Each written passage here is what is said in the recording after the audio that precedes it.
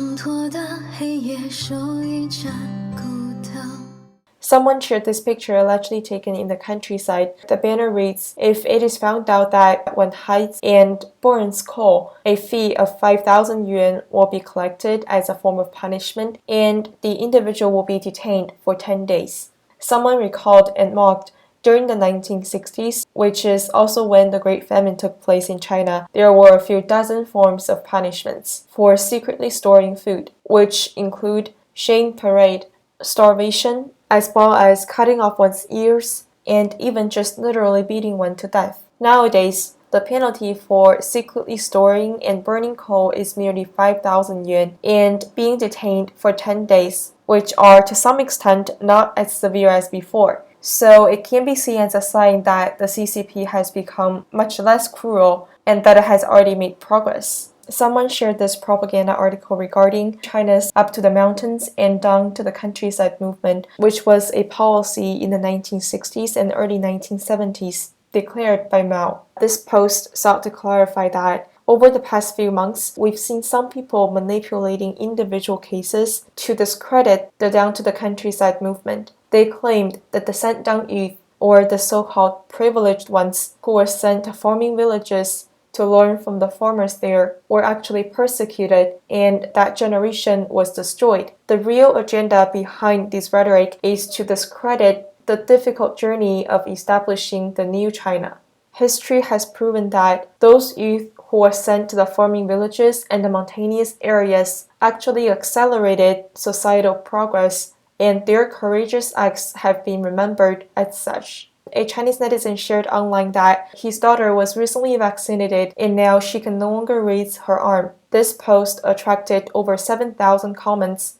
A few netizens replied they were afraid upon seeing this and expressed that they do not want their children to receive the vaccine. Someone recalled, based on my personal experience in this area in China, local residents often say that who would give the money back once it is borrowed? Those who do return the money will be mocked as idiots. This netizen said that the Chinese government has actually been setting an example through its own conduct. Back in 1995, as seen that red banner, the Chinese government propagated saying that family planning or the one-child policy is beneficial and the elderly can always rely on the government once they retire to take care of the rest of their life. And fast forward to 2012, this banner said that no one should seek to depend on the government for their post-retirement life.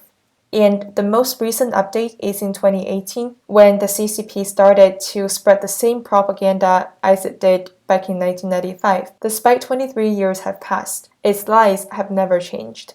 Someone shared that according to an exclusive article in the Wall Street Journal and later reported by Business Insider among other media outlets, Jack Ma offered to give parts of Ant Group to the Chinese government, according to a November 2nd meeting. This is after Ma publicly scorned the nation's financial regulatory system in late October.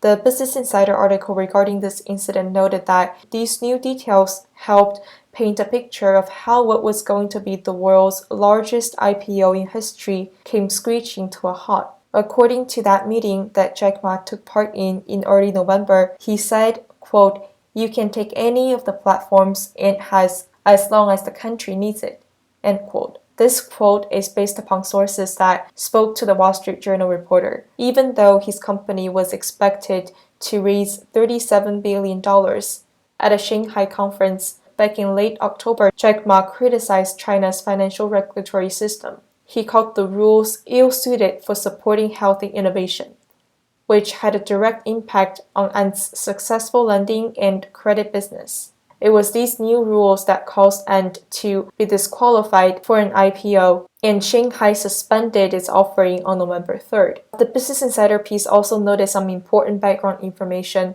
regarding the Chinese government's recent actions and policy changes regarding regulations toward tech firms. It mentioned that Beijing has introduced more regulations to keep tech firms in check in the nation, which includes setting stricter anti-competitive behavior guidelines, like preventing firms from banding together to stifle smaller competitors and from sharing sensitive user data data. The new rules introduced in early November directly impact China's biggest tech companies, including Alibaba. Daniel Jiang, who is the current CEO of Alibaba, the company founded by Jack Ma and is now an affiliate firm of Ant, said that the new restrictions were, quote, timely and necessary. This comment is contradictory to the comment left by Ma, who also once called the people enforcing a set of international banking regulations as an old man's club.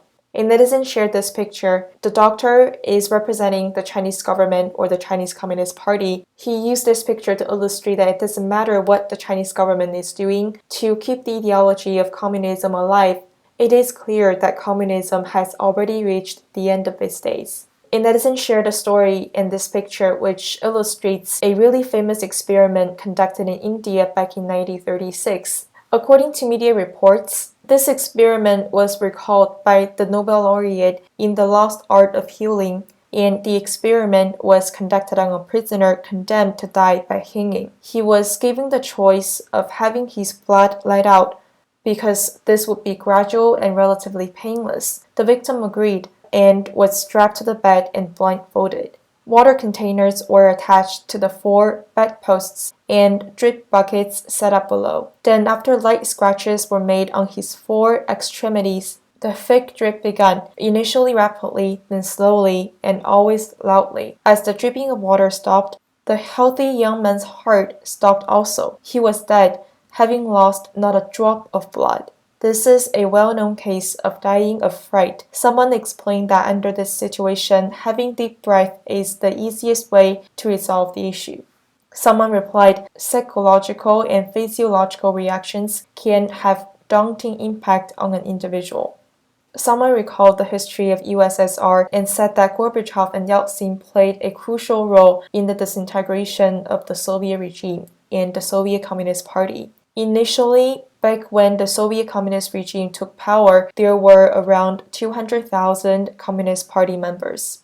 Back when the Communist regime defeated Hitler, there were around 2 million Communist Party members. But what was ironic was when its membership has reached 20 million, its regime collapsed. This may be an illustration of what happens when a regime loses its legitimacy that is given by the people.